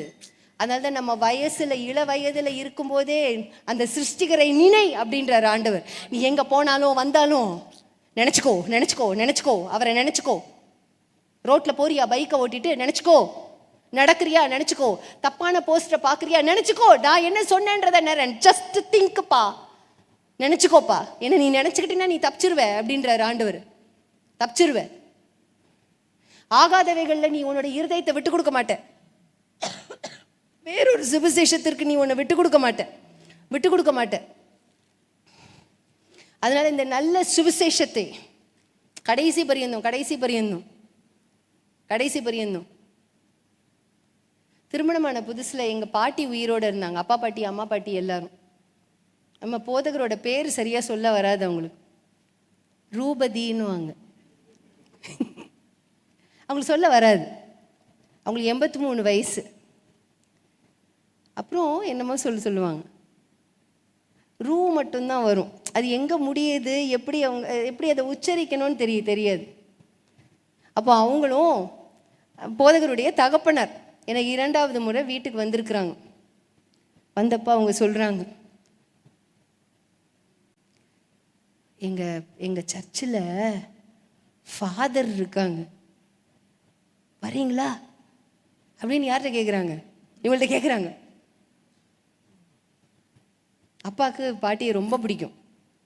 வரேம்மா, வரேன். யாரை பார்க்கணும்? நான் ஒரு ஃபாதர், பெரிய ஃபாதர், அவங்கள்ட்ட நான் உங்களை கூட்டு போகிறேன் சொல்கிறாங்க. அவங்கள்ட்ட வரேம்மா, ஒன்றும் இல்லை, வரேன். என் கணவர் அப்படியே பார்க்குறாங்க, நம்ம அப்பாவுக்கு என்ன ஆச்சு அப்படின்னு. என்ன சந்தோஷம், கூப்பிட்றாங்க, ஏ வசந்தி, வசந்தி இங்கே வா, இங்கே பார். அவங்க மனம் திரும்ப வச்சுட்டாங்களாம். அப்படி அவங்கள திருப்பிட்டாங்களாம். இங்கே வா, இங்கே வா, அங்கே சர்ச்சு கூட்டு போகிறேன்னு சொன்னேன், சம்மந்தியை கூப்பிட்டுட்டு வா போகலாம் அப்படின்னு. என்னை பார்த்துட்டு அவங்க போயிட்டாங்க. 2 பேரும் போயிட்டாங்க, பேசிட்டு போயிட்டாங்க. அப்புறம் எங்கள் அம்மா கூப்பிட்டு சொல்கிறாங்க, நீங்கள் ஃபாதர்ன்றீங்களே, அதே மாதிரி அவங்களும் ஃபாதர்மா 2 பேரும் அப்படின்றாங்க. அவங்களுக்கும் சர்ச்சு இருக்குமா, நம்ம போகிறோமே சர்ச்சு, அந்த மாதிரி ஒரு 2 மடங்கு சர்ச்சு கட்டி வச்சிருக்காங்க. ஃபாதர்கிட்டையா நான் இப்படி சொன்னேன்? அவங்க பெரிய ஃபாதர், அவங்க பையன் சின்ன ஃபாதர்மா. ஃபாதருக்கா நம்ம பிள்ளைய கொடுக்குறேன்?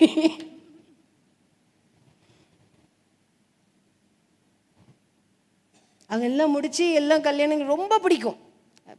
நம்ம போதகருடைய தகப்பனாருக்கு எங்கள் பாட்டினா ரொம்ப பிடிக்கும். பேசிக்கிட்டு இருக்கிறத கேட்டுட்டு இருக்கணும்னு விருப்பப்படுவாங்க. இவங்களுக்கு எப்படியாவது அவங்கள ஆதாயப்படுத்திடணும்னு, அவங்களுக்கு எப்படியாவது ஏதாவது ஒன்று பால் இப்படி அப்படி விழுந்துடாதான்னு இவங்களும் பேச்சு, எங்கள் வீட்டுக்கு வந்தாலே அவங்கள்ட்ட பேச்சு கொடுத்துக்கிட்டு இருப்பாங்க. சொல்லுங்கம்மா, ஏன்னா சீக்கிரம் போகிற டிக்கெட் அவங்க தான்.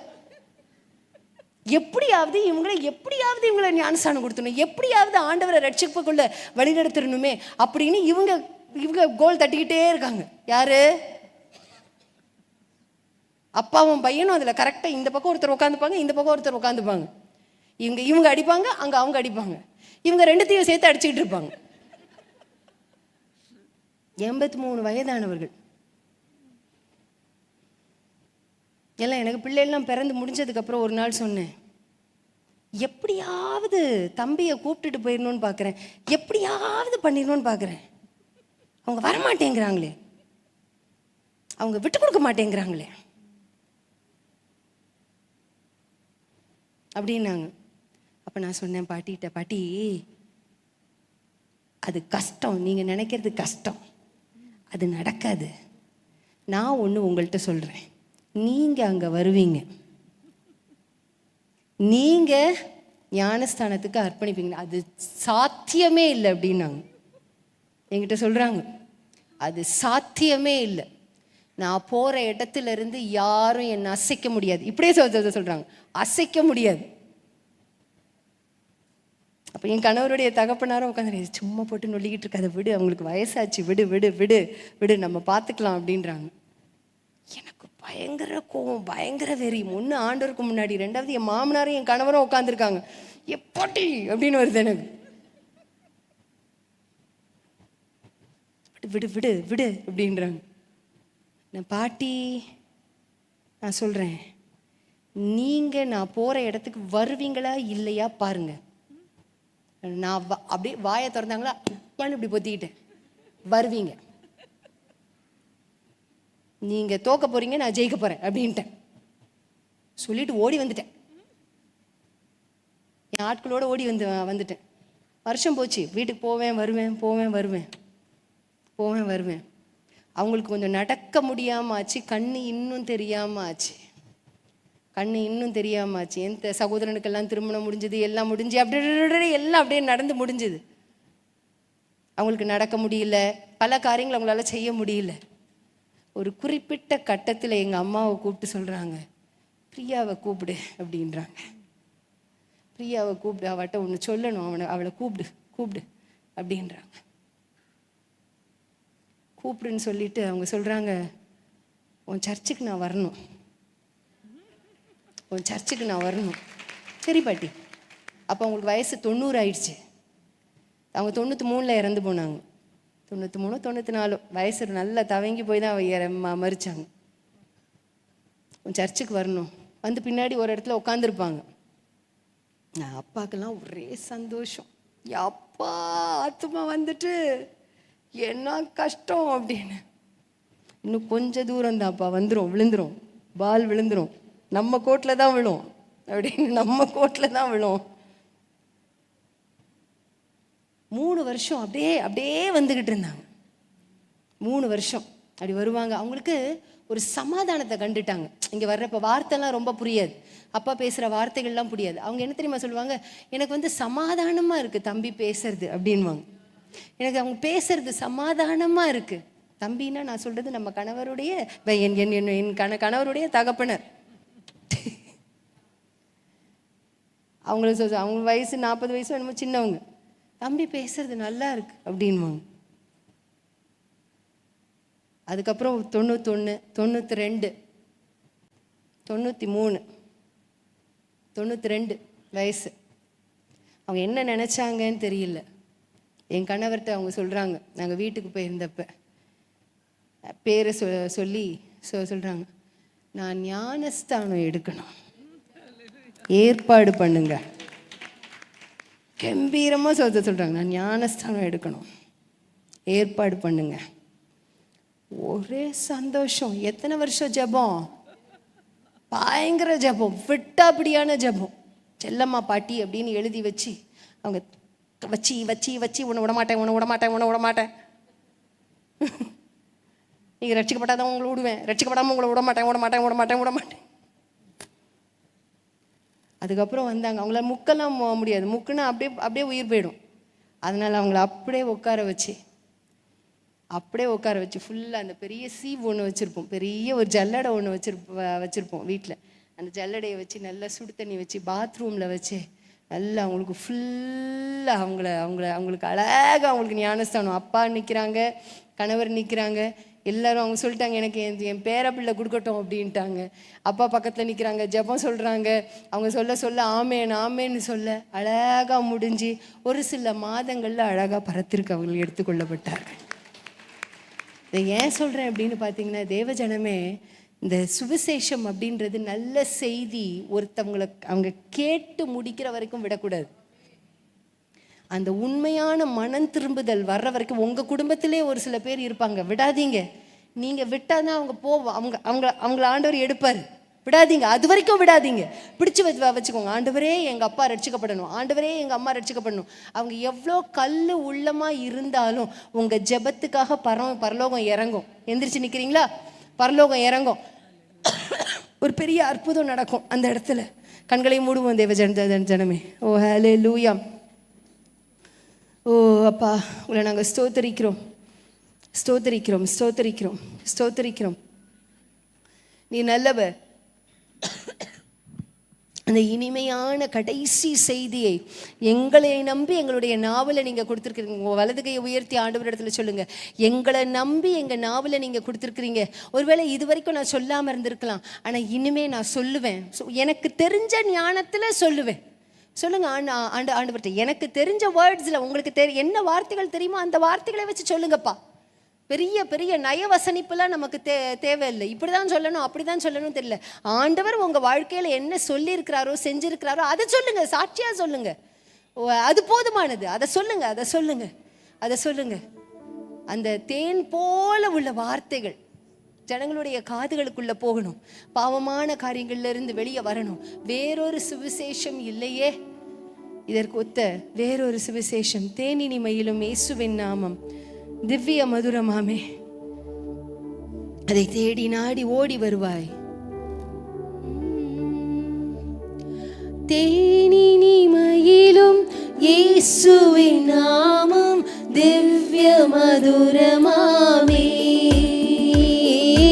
தேனினி மயிலும் இயேசுவின் நாமம் திவ்ய மதுரமாமே, அதை தேடி நாடி ஓடி வருவான் திருச்சபையானூரே,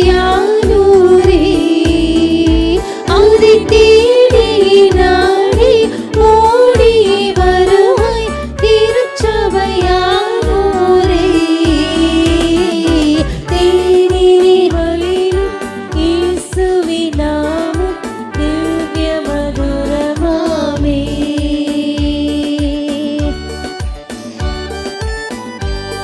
சீதனிலே நேசமாக கஷ்டத்தை உத்தரித்தே. காசினிதனிலே நேசமதாக கஷ்டத்தை உத்தரித்தே. பாவ கசடதை அறுத்து சாபத்தை தொலைத்தாய் கண்டுணர் நீ மனமே. மயிலும் இயேசுவின் நாமம் திவ்ய மதுரமாமே.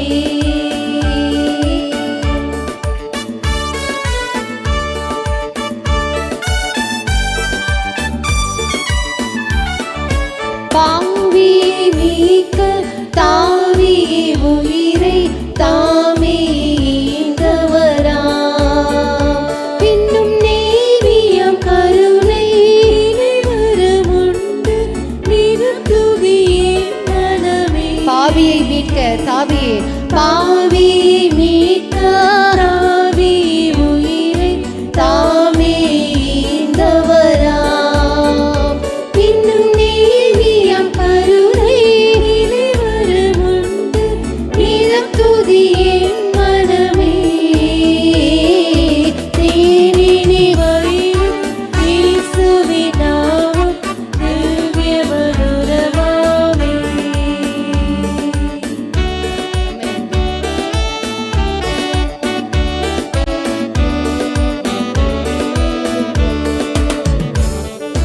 காலையில் பனி போல் மாயமயுலகம் உபாயமாய் நீங்கிவிடும்.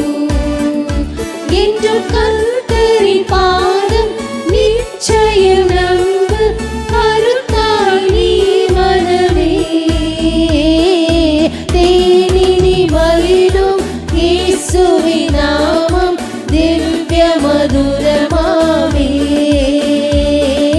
தேனினி மகிழும் இயேசுவின் நாமம் திவ்ய மதுரமாமே. ஓ தேனினி மயிலும் இயேசுவினுடைய நாமம் அது மதுரமானது, இன்பமானது, தெளித்தேனிலும் மதுரமானது. அதை உண்பவர்களுக்கு அது பாதுகாப்பை கொடுக்கும், ஞானத்தை கொடுக்கும், பலத்தை கொடுக்கும், சத்துவத்தை, வல்லமையை கொடுக்கும். நமக்கு ஒரு நம்பிக்கை, ஒரு விசுவாசத்தை, அதைரியத்தை எல்லாம் நீக்கி போட்டுவிடும். நமக்கு தைரியத்தை கொடுக்கும். தைரியம் இல்லாத சூழ்நிலைகளில் எல்லாம் தைரியத்தை கொடுக்கும். அதான் தேனினி மயிலும் இயேசுவின் நாமம். கஷ்டமான சூழ்நிலையில இயேசுன்னு சொல்லுங்க. துக்கமான வலி நிறைந்த சூழ்நிலைகள்ல இயேசு இயேசு இயேசு இயேசு அப்படின்னு சொல்லிக்கிட்டே இருங்க. இயேசு இயேசுன்னு சொல்ல சொல்ல அந்த இருதயத்தில் இருக்கிற பாரம் நீங்கி போவதை நீங்கள் உணருவீர்கள். அதுதான் இனிமையான நாமம். எங்களுக்கு வேறு ஒரு சுவிசேஷம் இல்லையே, உண்மையன்று வேறு நாங்கள் எங்க போக முடியும்? வேறு சுவிசேஷம் இல்லை. You are the last chance for us. You are everything for us. நன்றி ஆண்டவரே, இம்மட்டுமாய் எங்களையும் எங்களுடைய குடும்பத்தை எங்களுடைய சபையை நிலைநிறுத்தி இருக்கிறீரே. பார்த்து கொண்டிருக்கிற ஒவ்வொருவர் மேலும் உங்க கிருபையானது இறங்கட்டும். உங்க பரிசுத்த கரம் தாங்கி ஏந்தி வழி நடத்தட்டும். துதியான மகிமை உங்களுக்கு ஏறெடுக்கிறோம். இயேசு கிறிஸ்துவின் மூலமாய் ஜெபிக்கிறோம் எங்கள் அன்பின் பரமபிதாவே, ஆமென் சொல்லுங்க எல்லாரும்.